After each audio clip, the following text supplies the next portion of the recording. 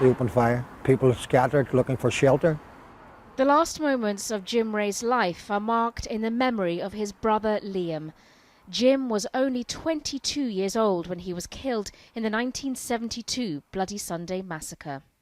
As Jim lay wounded, the soldiers crossed the square and at very close range fired a second shot onto Jim's back, which eventually was a result of that Jim died that day. They then proceeded to the entrance of Glenfadda Park and opened fire, murdering another 4 people.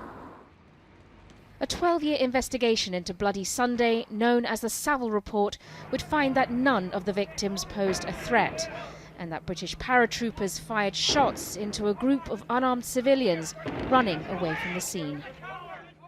For more than 47 years, this corner of Northern Ireland was synonymous with one of the most brutal episodes of the Troubles. Bloody Sunday deepened the already bitter divide between the communities. And Northern Irish Catholics quickly turned against the British Army, seeing it no longer as a protective force, but as a tool of oppression. Nearly 5 decades on from the killings in Londonderry, Northern Ireland's Public Prosecution Service is about to decide whether those soldiers from the Parachute Regiment should face charges for murder. But the very idea has been criticised by Army veterans as well as pro-British Unionists.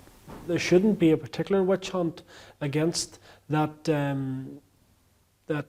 section of the military, given the fact that they themselves have suffered at the hands of terrorists as well. So we have to look at all of this context. There's a lot of hurt has been caused on all sides.